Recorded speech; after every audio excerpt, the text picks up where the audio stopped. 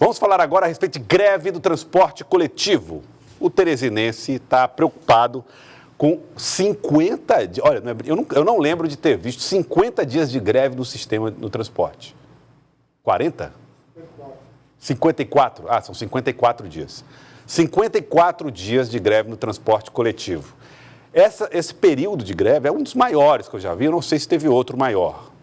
Justiça decidiu agir, depois de provocações do Ministério Público e da Superintendência de Trânsito, para tentar fazer com que os trabalhadores voltem a prestar o serviço do transporte aqui na capital. Gorete Santos, ao vivo, traz detalhes para nós, para você que está nos acompanhando. Gorete. Olá, Gelson. Boa tarde a você e a todos. Havia essa recomendação do Ministério Público do Trabalho da retomada das atividades nesta terça-feira, com 70% da frota em circulação nos horários de pico e 30% nos demais horários. Foram muitas tentativas de acordo com o intermédio do Ministério Público do Trabalho, mas não houve sucesso em nenhuma delas. Os trabalhadores continuaram permanecer em greve e agora o Tribunal Regional do Trabalho acatou o pedido do Ministério Público do Trabalho de dissídio coletivo e tem, portanto, algumas recomendações, como a retomada das atividades em 24 horas, com penalidade prevista de R$50 mil de multa por dia. Nós vamos ouvir o que diz o promotor João Batista Machado. Como não houve uma solução consensual para o fim da greve do transporte coletivo, o Ministério Público do Trabalho ajuizou na noite de ontem um dissídio coletivo de greve. E já há uma decisão liminar da presidente do Tribunal Regional do Trabalho, acolhendo os pedidos formulados nessa ação e determinando o retorno de 70% do trabalho nos horários de pico, normalmente 3 horas no turno da manhã e 3 horas no final do dia, e 30% nos demais horários, sendo que agora há uma multa de R$50 mil pelo descumprimento dessa decisão. Haverá também uma audiência de tentativa de conciliação no Tribunal Regional do Trabalho hoje à tarde, quando se espera, mais uma vez, que as partes envolvidas nesse dissídio cheguem a um consenso, pois o melhor de tudo é que haja um retorno de 100% da frota com o fim da greve, até mesmo porque, com a manutenção da greve, os trabalhadores também estão sendo prejudicados, pois a greve suspende o contrato de trabalho e não há obrigação de pagamento de salários durante a greve. Joelson, além das recomendações aos trabalhadores, o Ministério Público do Trabalho também trouxe recomendações ao CETUD, por exemplo, que deve disponibilizar para a normal circulação a quantidade necessária de ônibus, também com pena prevista de R$50 mil por dia. A SCTrans deve continuar cadastrando os ônibus alternativos para poder garantir a circulação da população enquanto perdurar o movimento da categoria dos trabalhadores. Em caso de descumprimento, também multa de R$50 mil. A SCTrans enviou uma nota dizendo o seguinte, que permanece com a circulação de 54 veículos para atender a população e que vai ajuizar uma ação solicitando que seja decretada a ilegalidade da greve. Já o CETUD diz que está cumprindo a determinação da Justiça e o acordo que foi firmado e que alguns ônibus já estão circulando em Teresina.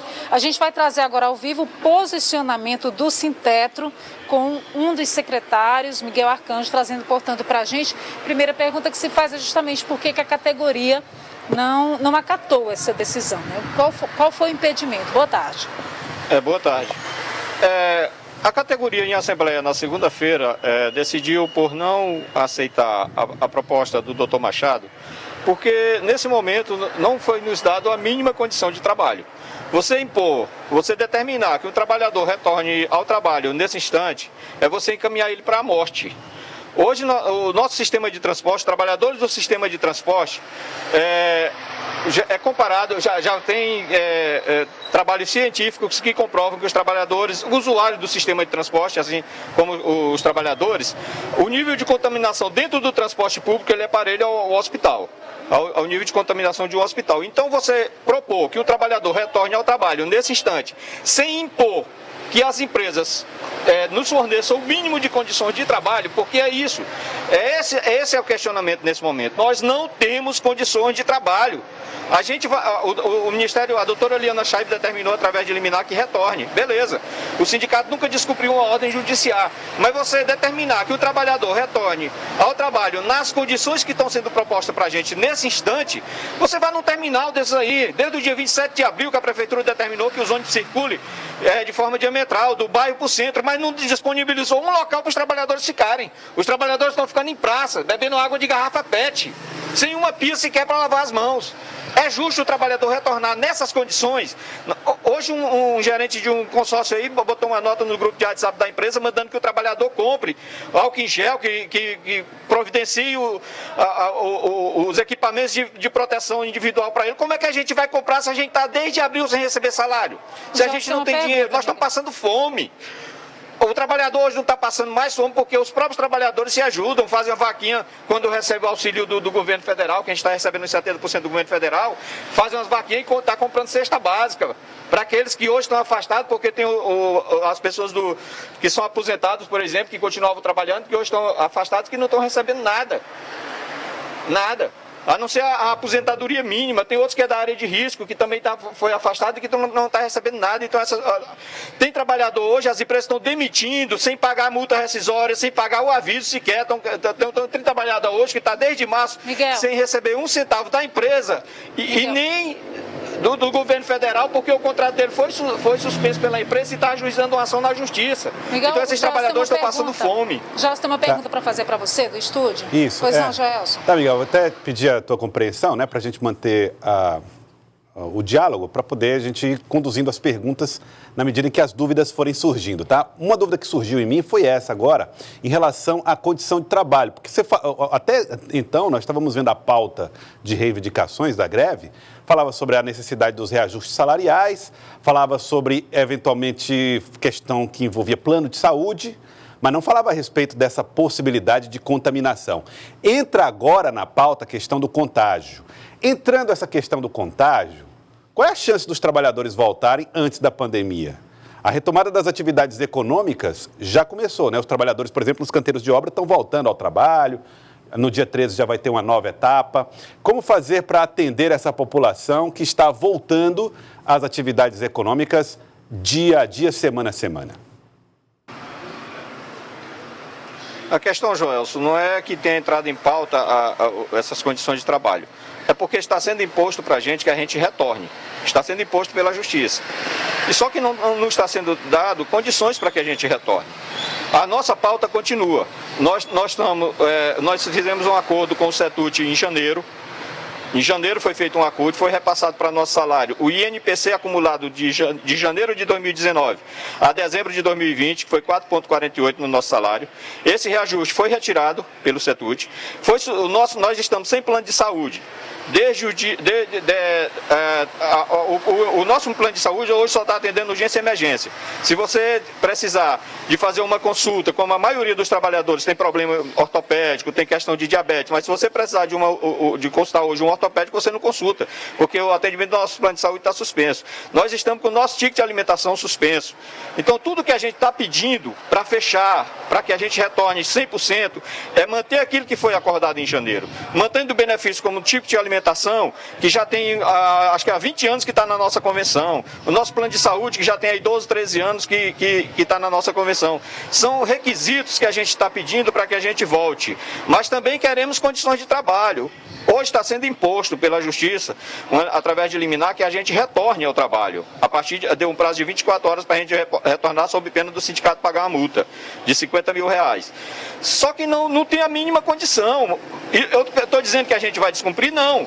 Não. Eu estou querendo que a Justiça, que determinou que a gente volte, que determine também que seja dado, já que a gente está sendo obrigado pela Justiça a voltar, que dê condições para que a gente volte. Miguel, diante dessa imposição, que seria uma multa diária de R$50 mil, o sindicato pretende enfrentar a decisão e, eventualmente, se arriscar a pagar a multa diária ou voltar às atividades?